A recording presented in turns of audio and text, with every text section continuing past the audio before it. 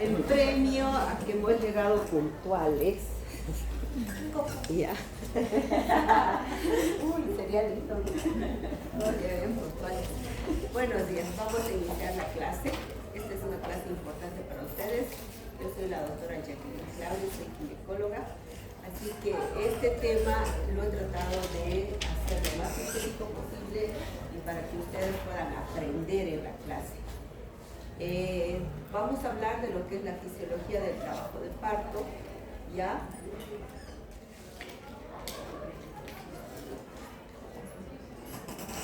¿Me puede ayudar por cambio?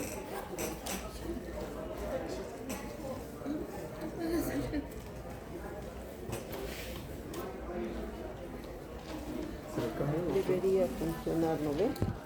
Sí, debería.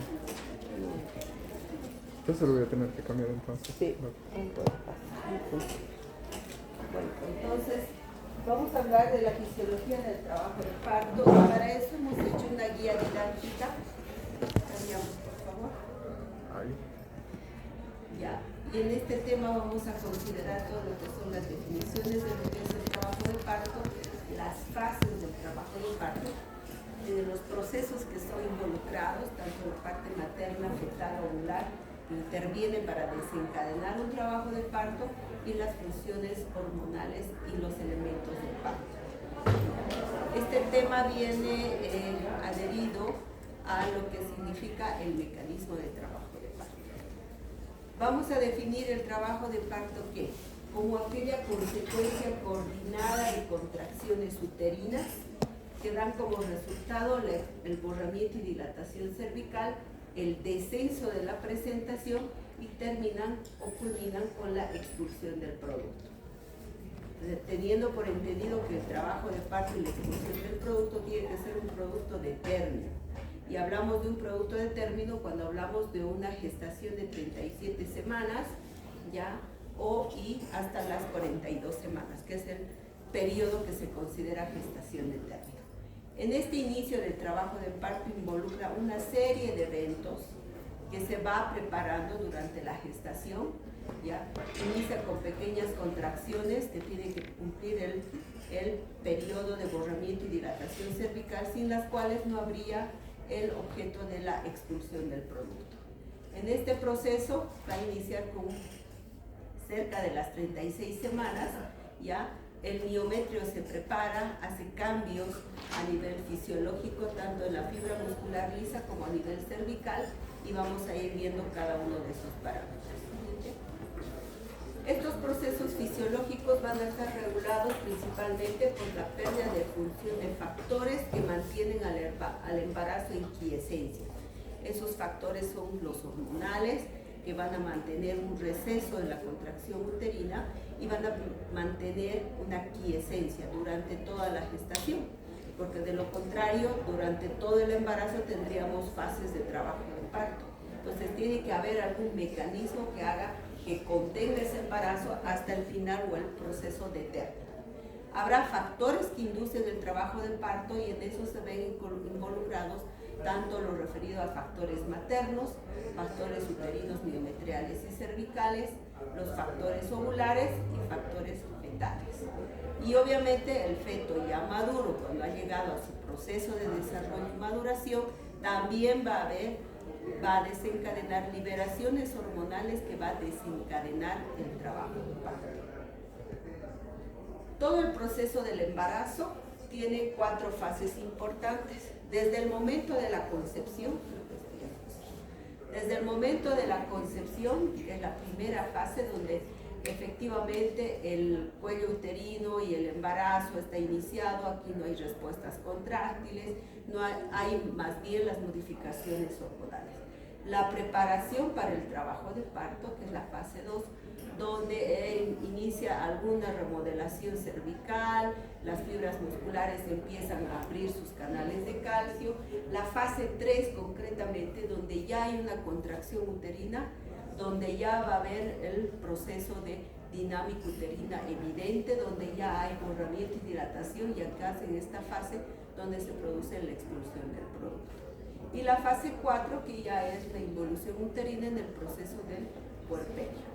Aclaremos que fases de trabajo de partos o las fases durante el embarazo no es lo mismo que las etapas clínicas del trabajo de parto, que vamos a ir aclarando más adelante. En este proceso tiene que haber un equilibrio entre lo que es el proceso de contracción y relajación del músculo uterino.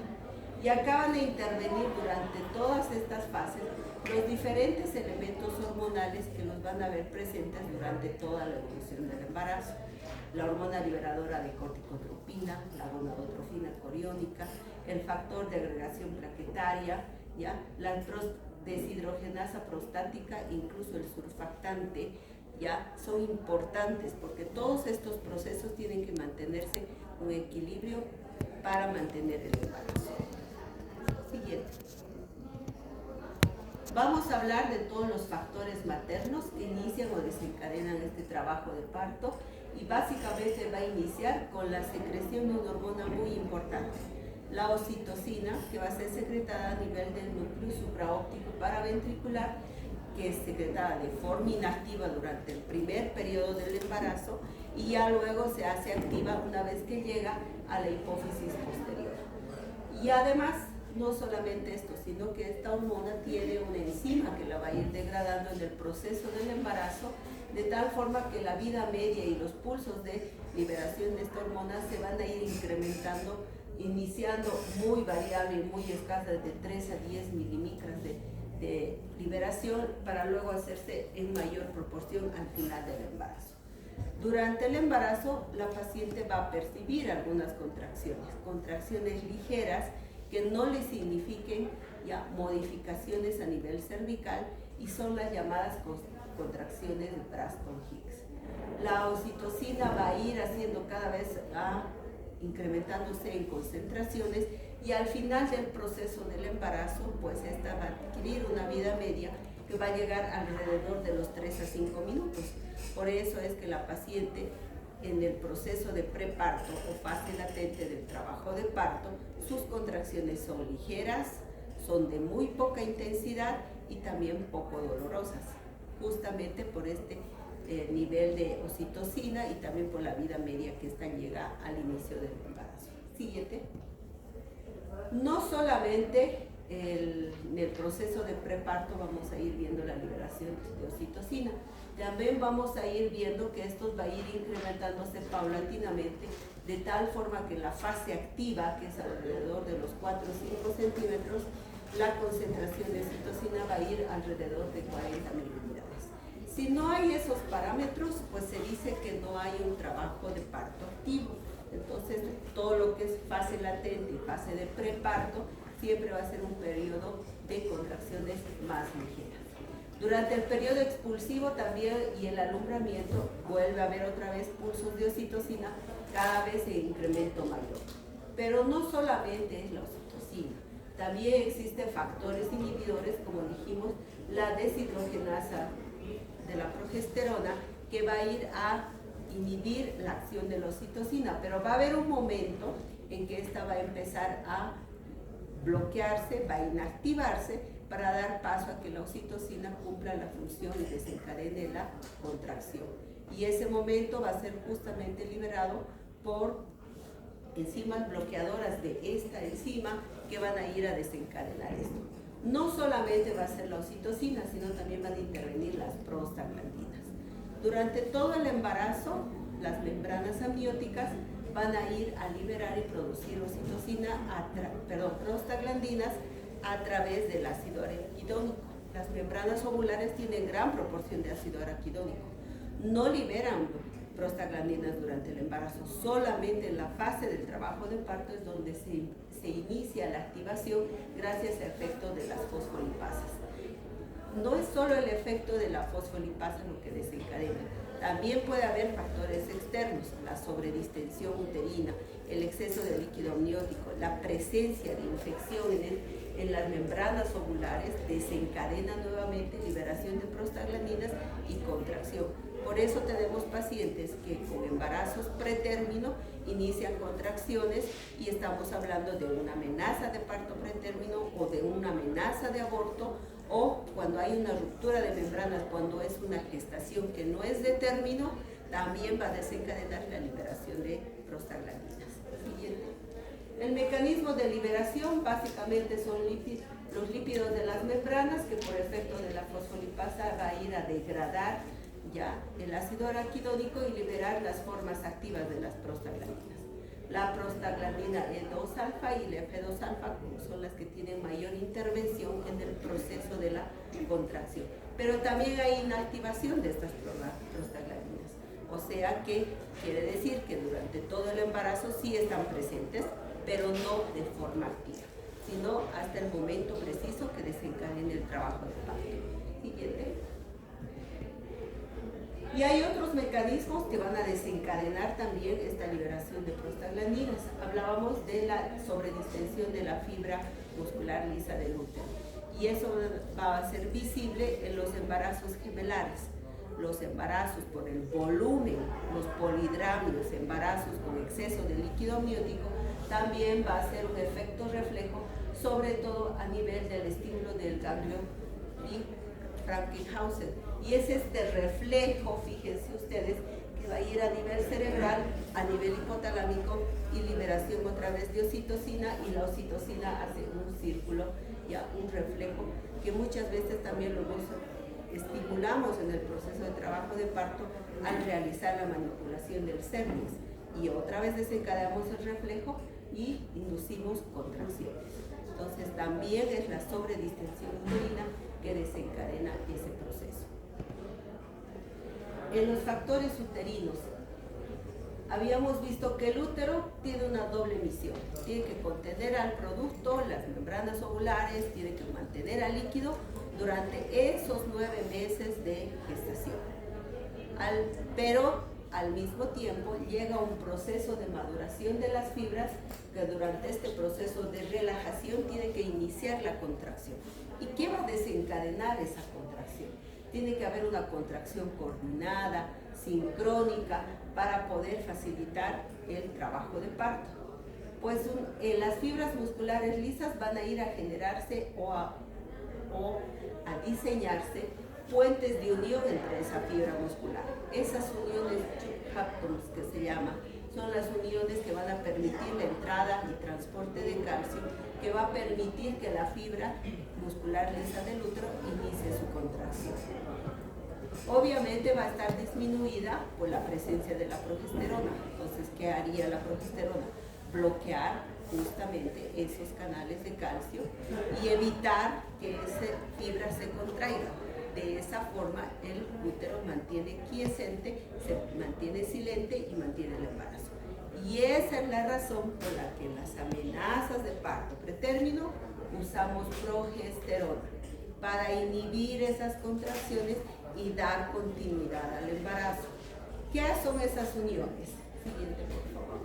Esas uniones son una contracción entre dos moléculas de actina y miosina, ya obviamente desencadenados por un estímulo como son las prostaglandinas y el descenso de la progesterona, que hace que ingrese calcio para iniciar la contracción. Esas uniones son estos puentes que ven ustedes, como una especie de cubierta que la progesterona bloquea el ingreso de calcio y de esta forma la fibra no tiene estímulo de contracción. Si empiezan a abrir estos canales de calcio, empieza a polarizarse la membrana, empieza a iniciar el potencial de membrana y empieza a haber la contracción. Entonces son estas uniones las que van a estar quiescentes al inicio del embarazo y durante la gestación, pero en el proceso que tiene que desencadenar el trabajo de parto, pues se hiperpolariza e inicia la contracción. Siguiente. Estas uniones son procesos que se dan moleculares a nivel de la membrana del músculo liso.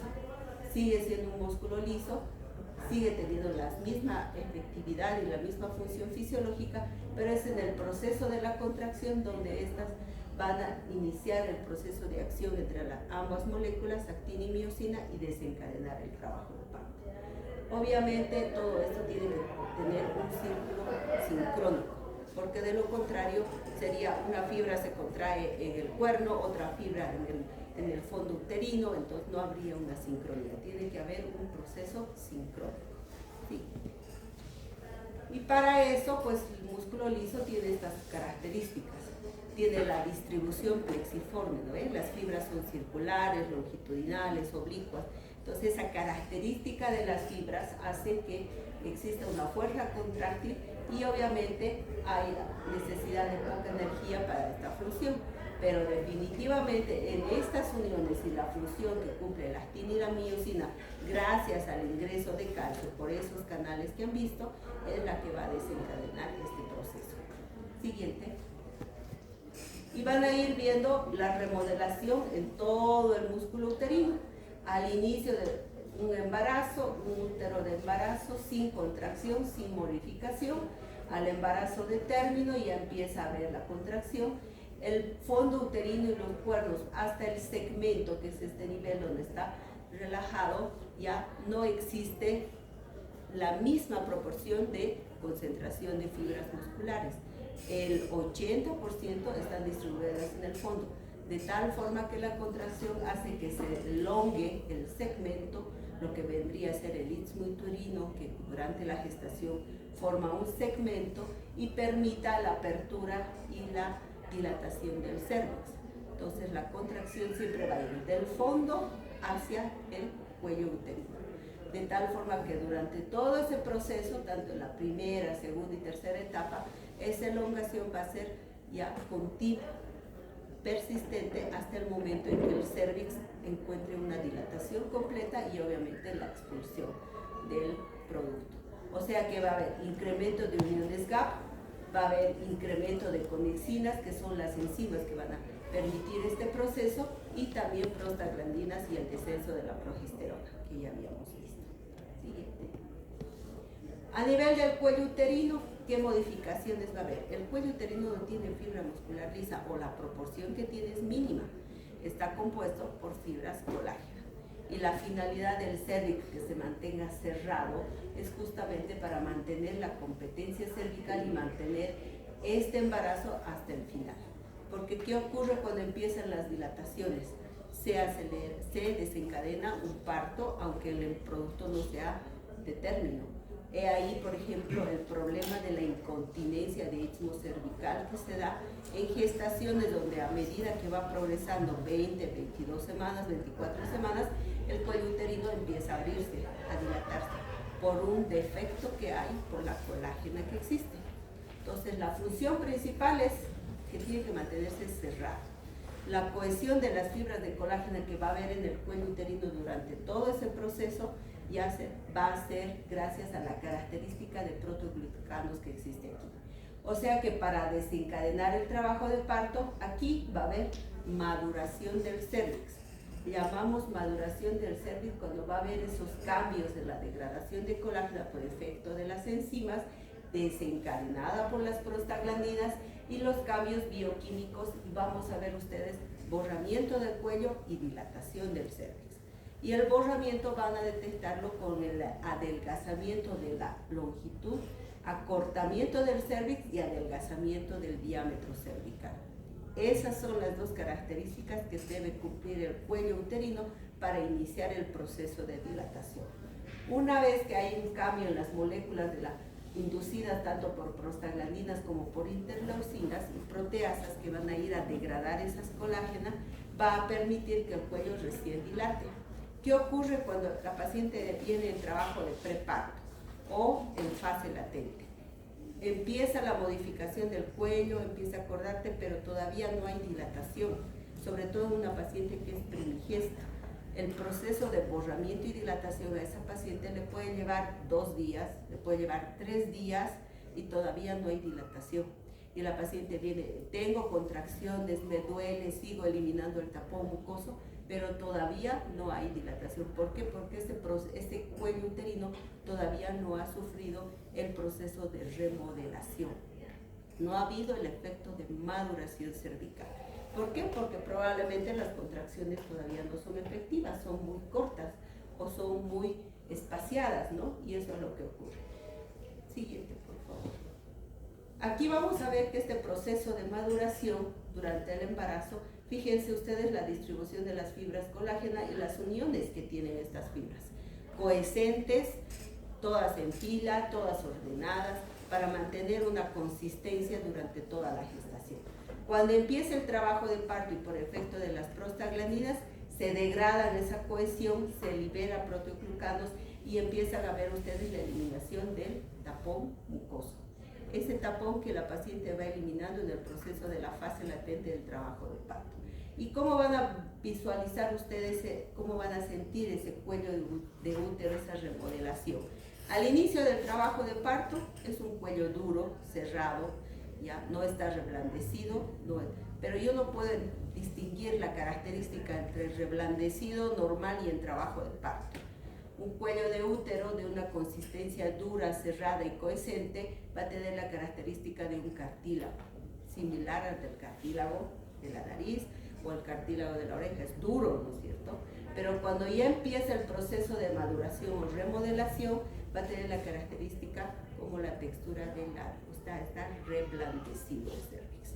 ¿Ya? Ese es el proceso que vamos a nosotros distinguir cuando nosotros hagamos la evaluación a través del tacto vaginal. Dentro de la intervención habíamos dicho que los factores ovulares eran importantes, que inicialmente la membrana amniótica cumplía su función. Estas membranas también tienen una composición de colágeno, además del intercambio de nutrientes, son resistentes, son duras y mantienen al embarazo juntamente con el líquido amniótico.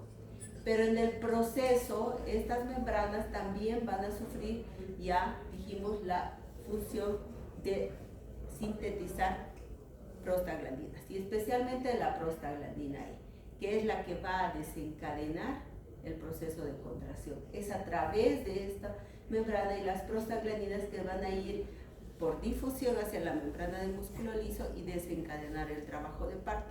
Por eso las pacientes con embarazos a pretérmino que han sufrido ruptura de membranas por cualquier otro factor traumático, infeccioso o alguna situación especial, pues al romperse la membrana hay una liberación, una descarga alta de liberación de prostaglandinas y desencadena obviamente un trabajo de parto.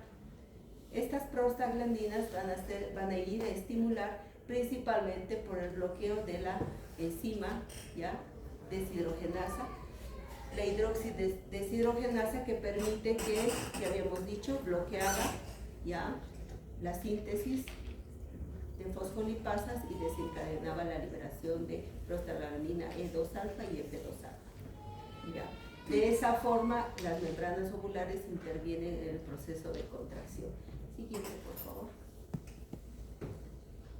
El feto, como es también el principal actor en este proceso del trabajo de parto, ya va a transmitir señales porque va a llegar al término del embarazo, que va a estar desencadenado por la liberación de corticotropina o liberadora de corticotropina a través de la membrana de la suprarrenal.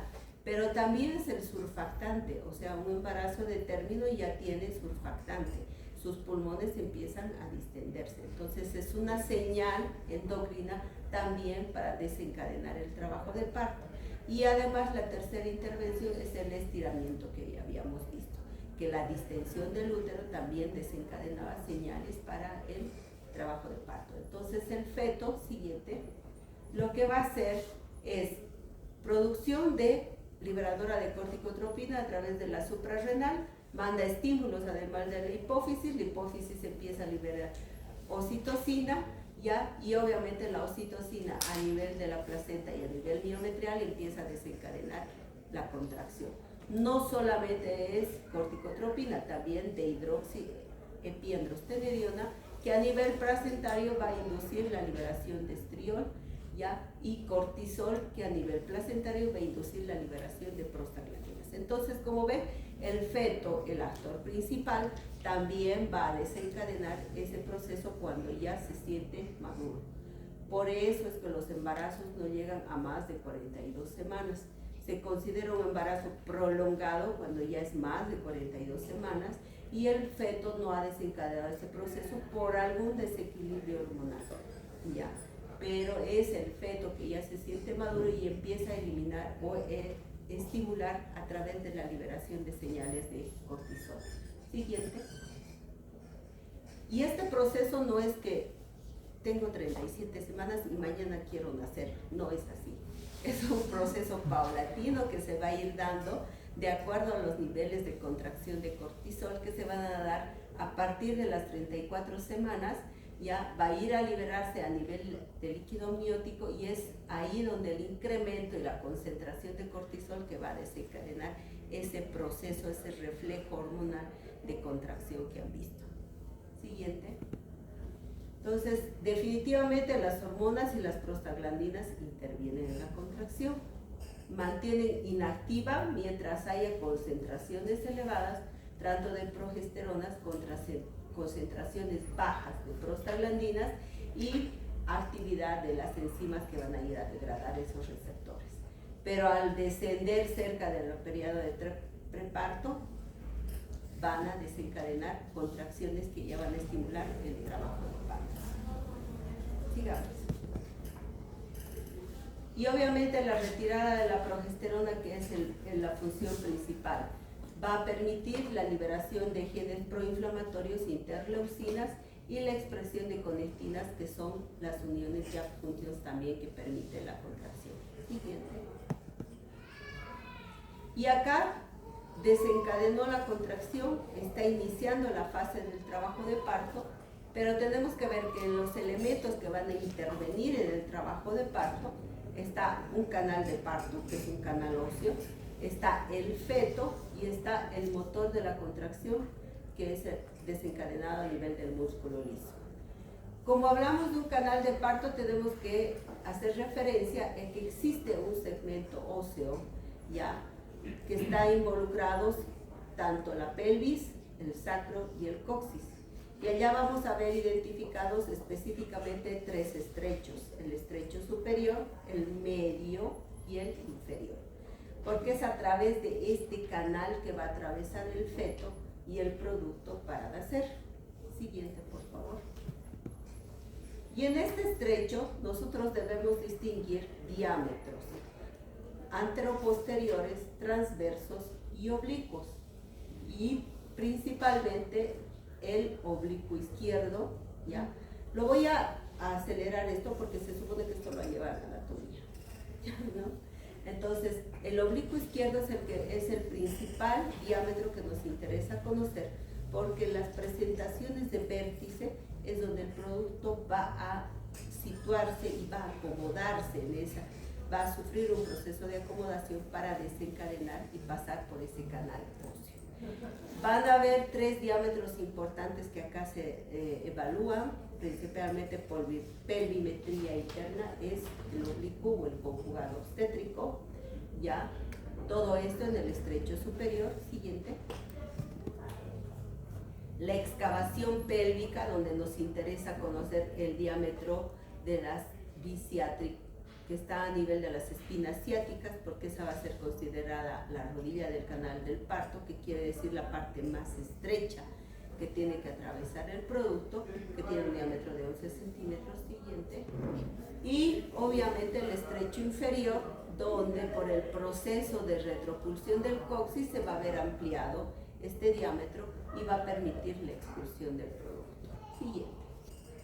Entonces, el feto tiene que atravesar este conducto, que es una curvatura, ¿ya? Y obviamente la unión y la conjunción de este eje pélvico y de la curva de Carus permite que el producto tenga que acomodarse en esos estrechos y hacer movimientos, tanto de descenso y desprendimiento, y hacer rotaciones para poder ingresar. El feto va a ser identificado sus diámetros, principalmente las suturas metópica, el bregma y la lambdoidea, para poder desencadenar y ver que en el momento de la evaluación este feto realmente está flexionado para el trabajo de parto. Siguiente. Y por ende tenemos nosotros que conocer que estos diámetros, el más estrecho, que es el occipito bregmático, es el más pequeño, es el que le permite encajar y descender dentro de este proceso de mecanismo de trabajo de parto. Porque si no hiciera ese movimiento de flexión, pues el producto va a estar en deflexión o va a estar indiferente, y como ven ustedes, sus diámetros no son los mismos para poder ingresar en el canal del parto. Entonces, el motor del parto, que son las contracciones uterinas, que habíamos dicho que la fibra muscular lisa tiene estas características de ser irritable, retráctil y contráctil, ya para desencadenar el trabajo de parto, pues si no hubiera esta característica, tampoco el feto podría ingresar en esa curvatura que han visto ustedes en el canal del parto. Y tiene que haber características, y la característica principal es esta. Esta fibra tiene que tener el triple gradiente descendente, iniciar en uno de los cuernos del fondo uterino y hacer una progresión de la contracción a razón de 2 centímetros por segundo de forma del fondo hacia el cérvix, para realizar todas las modificaciones que habíamos comentado anteriormente. Son estas contracciones las que van a permitir ya que evolucione el trabajo de parto. Pero ya les decía a un inicio, ¿no? ¿Cómo voy a saber si esa contracción realmente es de trabajo de parto o es una contracción de Braxton Hicks o una contracción que ha percibido la paciente y que desconoce que es un trabajo de parto? Pues tenemos que conocer la característica de la contracción.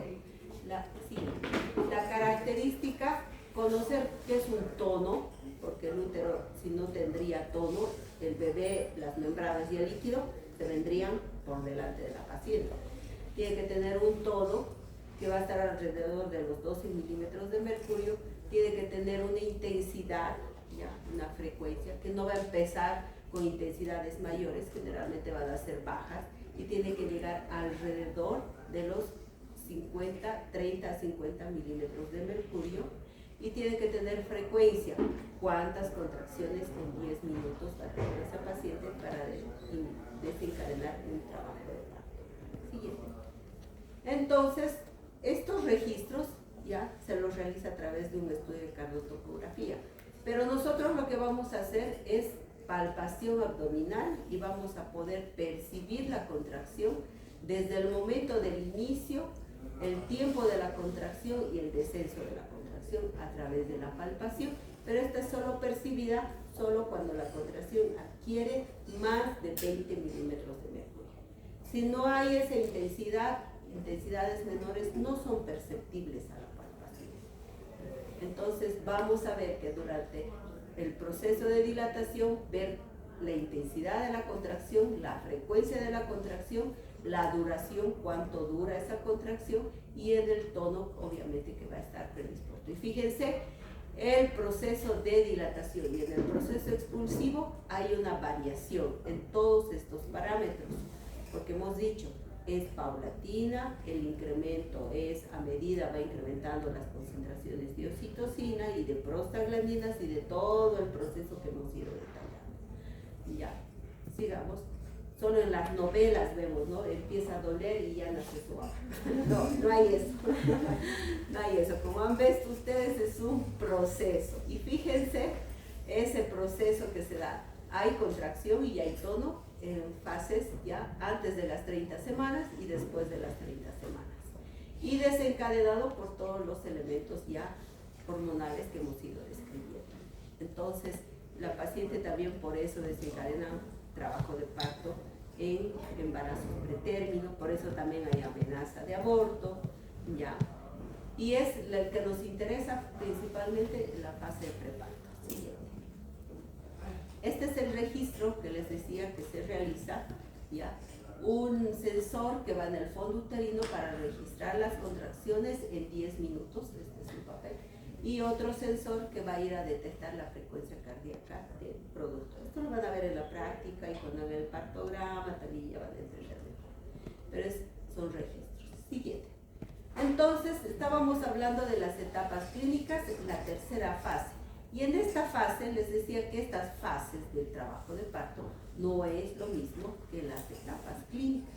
Entonces, cuando ya estamos en esta fase, cuando ya hay contracciones, cuando ya ha empezado a haber eliminación de tapón mucoso, remodelación del cérvix, ya vamos a ver que en esta primera etapa, donde hay el borramiento y dilatación del cuello uterino para llegar hasta 10 centímetros, es la primera etapa. La segunda es la expulsión del producto y la tercera etapa está referido a la expulsión de la placenta. Este proceso se da, fíjense, con una curva que va a ir paulatinamente. Siguiente. Una curva que se ha llamado la curva de Friedman del trabajo de parto, o Friedman, donde hay una fase latente hasta llegar a 3 centímetros de dilatación, en otras literaturas está 5 centímetros. Esta fase latente que les decía que puede durar en una primigesta 2 días, 3 días, ya saben las razones, que tiene que sufrir todo ese proceso de modificaciones, y recién la fase activa que va a ir ya a partir de los 5 centímetros de dilatación. En el partograma que manejamos es a partir de 4, fase activa de trabajo de parto, donde hay un proceso de aceleración, hay un proceso de máxima pendiente o pendiente máxima y una fase de desaceleración. ¿Por qué? Porque es una curva donde va a ir incrementando la dilatación, pero la presentación tiene que descender, porque habíamos dicho que se acomoda del estrecho superior y tiene que bajar hasta el estrecho inferior. Siguiente. Esta parte del tema es hasta aquí. Ahora vamos a seguir con lo que nos interesa.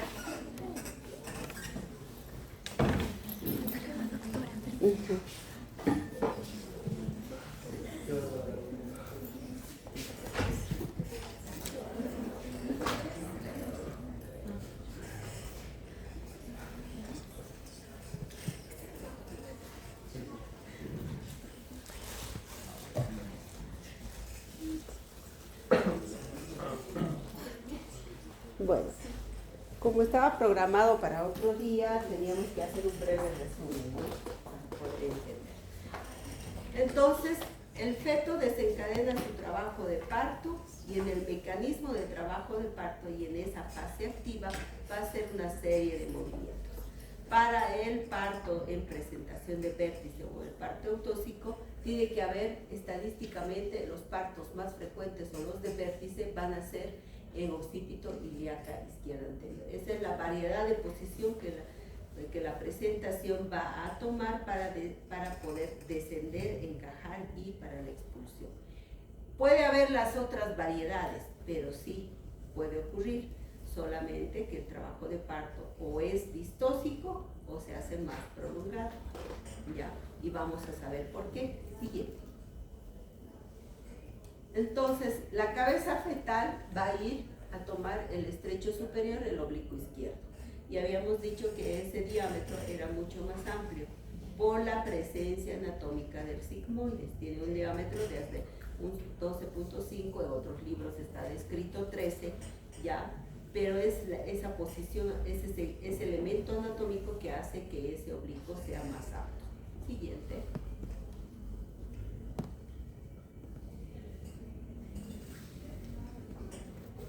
¿De dónde a dónde iba el oblicuo izquierdo? ¿Cuáles eran las referencias?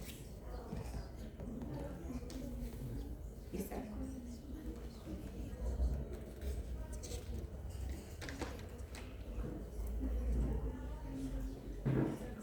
¿Quién quiere responder? Ese sí tiene 5 puntos.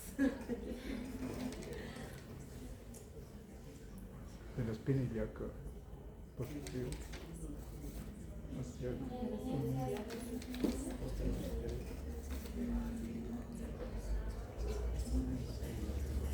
de la eminencia ileopectínea izquierda a la articulación sacroiliaca contralateral. Es la ubicación del sigmoide. Siguiente. Entonces, este oblicuo que tiene un diámetro mayor ya le va a permitir al producto acomodarse. Pero nosotros tenemos que saber también, siguiente, que para poder evaluar el descenso de la presentación debemos considerar también en el estrecho superior la identificación de planos, y son los llamados planos de Hodge. Va a ir un primer plano de Hodge que va desde el promontorio al borde superior de la sínfisis del pubis, un segundo plano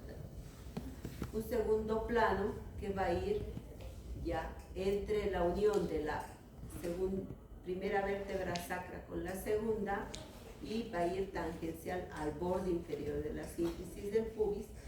El tercer plano, que es paralelo, pero que va a atravesar este elemento del diámetro biciático, ¿ya? Porque habíamos dicho inicialmente que era la rodilla del canal del parto, la parte más estrecha. Entonces, este es nuestro tercer plano de Hodge, es la referencia ya de que el producto está encajado. Y el cuarto plano, que es tangencial al previo y va a atravesar el coxis. Entonces, como ven ustedes, ¿cómo voy a saber yo que la presentación está descendiendo?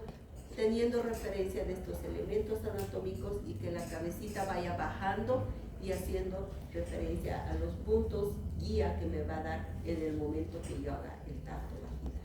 Siguiente. Habíamos visto esto, los diámetros, y habíamos dicho que este era el que nos interesaba porque era el más pequeño. Si bien en la presentación de cara también hay un diámetro pequeño, pero con la hiperflexión que hace el producto, hiperextensión que hace, a veces el trabajo de parto se queda estancado. Entonces, por eso es que no se considera un parto autóxico. El único autóxico va a ser el diámetro flexionado el producto y el diámetro más pequeño suboccipito, que es el que va a presentar al estrecho superior. Sigamos. Todos son presentaciones cefálicas, ¿no? Todos están. Pero la que está flexionada es la de vértice o de occipucio, que es el diámetro más pequeño, es el que se considera eutóxico. Siguiente. Y es gracias a este mecanismo de flexión que debe sufrir el producto. Si está sin deflectar o está hiperextendido, entonces la presentación del diámetro, y se considera además un parto vistoso. Entonces, para poder decir que el feto atraviese el canal del parto y salga al exterior, tiene que sufrir 3 movimientos importantes. Tiene que encajarse, tiene que descender y tiene que desprenderse. Siguiente. Para poder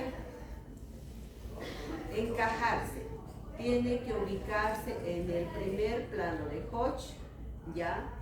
El descenso va a ser progresivo y el desprendimiento también va a ser por movimientos que va a ir realizando en esa curvatura que ya habíamos visto del canal óseo. Siguiente. Para el proceso de encajamiento, ya, para poder ubicarse, va a orientarse en el estrecho superior, en el diámetro occipito ilíaco izquierdo anterior, en el diámetro oblicuo, que era el más amplio. Va a flexionarse y va a sufrir un proceso de asinclitismo para el descenso. No se desesperen, que vamos a ir detallando uno por uno para que se entienda. En el descenso, a su vez, va a haber 2 movimientos. El descenso propiamente dicho, que es por movimientos de asinclitismo que acompaña, y la rotación interna. Y en el desprendimiento, a su vez, va a haber una deflexión, una restitución y una rotación externa que muchas veces la hacemos nosotros en el momento de la tensión. Siguiente. Orientado. Orientado, acomodado ya en el diámetro izquierdo. Ahí lo tienen, en el diámetro porque es el más amplio. Y el diámetro que ofrece el producto, el suboccipito bregmático de 9.5 centímetros. Pero acá está orientado, está adosado, si quieren, al estrecho superior. Y para poder ingresar tiene que sufrir un proceso de flexión. ¿Y cómo flexiona? Siguiente. La flexión va a ocurrir por un mecanismo de palancas, ¿ya? Donde el fondo uterino, por el efecto de la contracción uterina, porque habíamos dicho que el mayor porcentaje era a nivel del fondo, ya va a venir la contracción, va a tener su punto de apoyo en la articulación occipitoatoidea, ya, y al mismo tiempo que viene la contracción y el eje de la columna del producto hace ese efecto de flexionar o apoyar el mentón en relación al esternón. De esa forma reduce su diámetro y puede nuevamente ingresar en el canal del parto. Siguiente. Cuando ya ha ingresado al estrecho superior, tiene que descender por esta curvatura. Ya hemos dicho que no es un tubo recto, tiene una curvatura. Entonces hace un movimiento de badajo de campana o asinclitismo. El movimiento de badajo de campana es un movimiento contralateral anteroposterior. De tal forma que si el parietal va a estar adosado al promontorio, ya, o la sutura sagital va a estar adosado al promontorio, va a mostrarnos el parietal anterior, que se llama asinclitismo anterior. Si la sutura sagital va a estar más en contacto con el pubis, va a mostrar su parietal posterior porque hace este movimiento. Entonces vamos a hablar de asinclitismo posterior. Entonces este movimiento de asinclitismo va a hacerlo hasta llegar a la parte más estrecha del canal del parto, a la rodilla del canal del parto, que es el tercer plano de Koch, que era a la altura de las espinas ciáticas. Siguiente. Una vez que llega ya la rodilla del canal del parto, tercer plano de Koch, va a sufrir un proceso de rotación interna. Siguiente.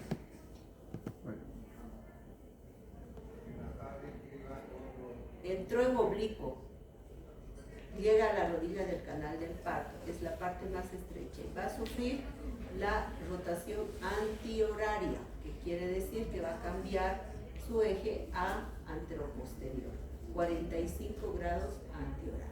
Siguiente. Ha cambiado en esa posición, ¿ya? Y va a producirse, siguiente. Esta rotación interna obviamente va a estar desencadenada ya por la presencia de los músculos del elevador del ano también, por un ángulo de hierro que forman los músculos a ese nivel, ¿ya? Y además tiene que haber también el proceso de retropulsión y tiene que estar apoyado el occipital en relación al pubis para hacer el siguiente movimiento.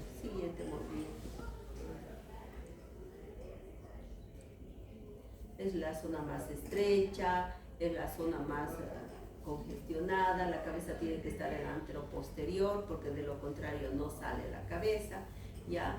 Y siguiente, por el efecto de los pujos, de la contracción uterina, la cabecita hace una presión de tal forma que hace el siguiente movimiento, que es la deflexión, ¿ya? Apoyado otra vez el occipital en la cistis del pubis, hace el movimiento de deflexión. Ayudado por la ampliación de este diámetro, por la retropulsión del coxis, que amplía este diámetro hasta 1.5 centímetros más que inicialmente.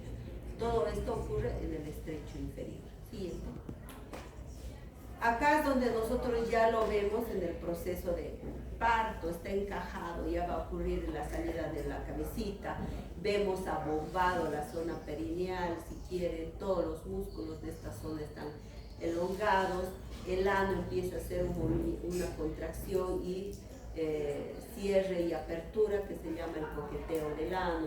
Con la compresión de la cabeza puede haber también compresión de la ampolla rectal y eliminación de heces, obviamente porque la cabeza está comprimida. Y es aquí en este proceso de deflexión siguiente donde nosotros aplicamos dos maniobras principales para evitar los desgarros de los músculos de este plano perineal. La maniobra de Ritgen en forma de C apoyado en contacto con el plano perineal y la otra mano conteniendo la salida si quieren o remangando la región vulvar para evitar los desgarros. Esta maniobra es la maniobra de Ritgen. Las dos en conjunto, dos manos aplicadas, se llama maniobra de Philadelphia. Contener la salida de la cabeza y la maniobra de Ritgen para evitar los desgarros perineales. Una vez que sale la cabeza, ya el producto hace un giro que se llama restitución. Ese era el movimiento de restituye en relación a la orientación con la que ingresó. ¿Se acuerdan? Era oblicuo izquierdo, ingresaba. Ahora se gira solito el momento de la salida. Ese es el movimiento de restitución. O si quieren, cuando la cara fetal está mirando el muslo de la madre. En este movimiento de restitución, los hombros siguiente van a quedar acomodados, ya la cabeza ya está coronando, está saliendo el coxis, ya los hombros van a estar apoyados debajo, la cabeza tiene que estar apoyada debajo de la sífisis del pubis para hacer ese movimiento de deflexión. Si no hay eso, pues el producto no va a salir. Siguiente. Los hombros, les decía, ya el movimiento de restitución que hace el producto, vuelve a girar, ¿se acuerdan? Se acomodó ahí en anteroposterior para poder salir, ya. Y los hombros quedan oblicuos, otra vez en el oblicuo del lado derecho, el lado contralateral. ¿Por qué? Porque los hombros tienen articulaciones flexibles, se pueden acomodar. Pero ven acomodado en el oblicuo derecho y al mismo tiempo, siguiente. El momento que desprende la cabeza,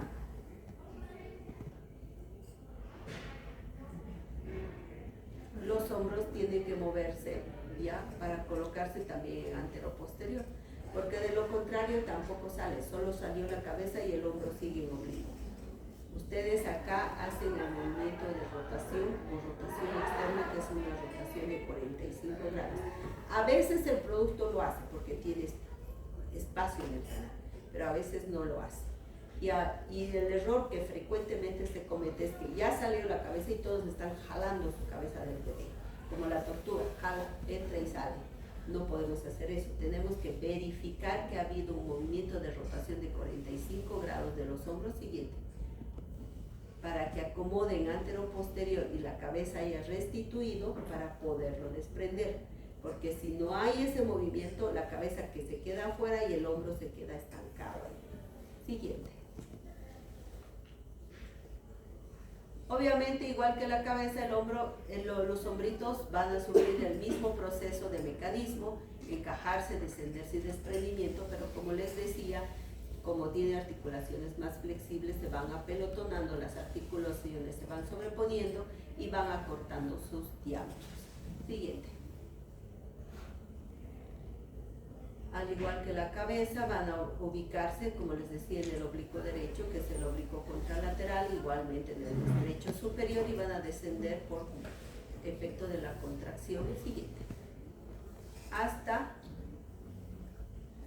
que llegue el momento de la extracción o la expulsión total del producto. El hombro acomodado, en el momento de la expulsión del producto y la rotación externa, ustedes pueden acomodar los hombros en antero-posterior, si es que el producto no lo ha hecho, para poder desprender el hombro anterior y el posterior y la salida del resto del cuerpo fetal. Como les decía, si queda este hombro estancado en transverso, no sale, entonces tienen que girar. es un movimiento que ustedes van a aprender en habilidades para la atención del parto, que es parte de su entrenamiento. Siguiente. Igualmente sufre un proceso de rotación interna el hombro, pero en este caso la rotación es horaria. Ya, 45 grados, siguiente. Ya, para acomodar justamente en antero-posterior. Siguiente. Para la salida.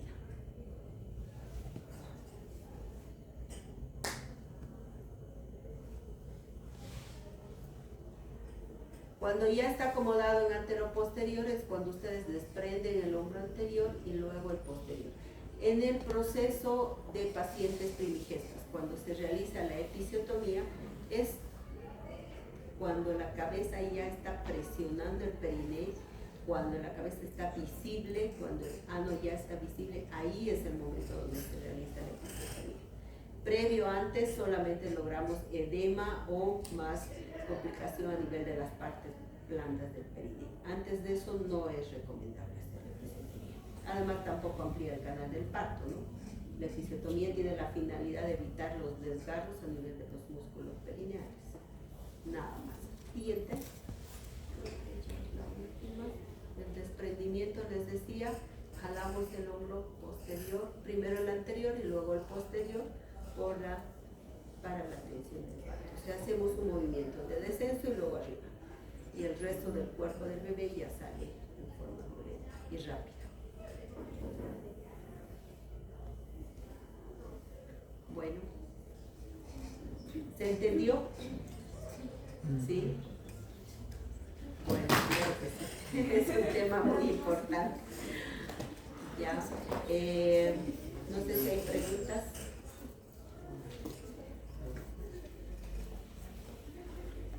¿No? ¿No hay preguntas?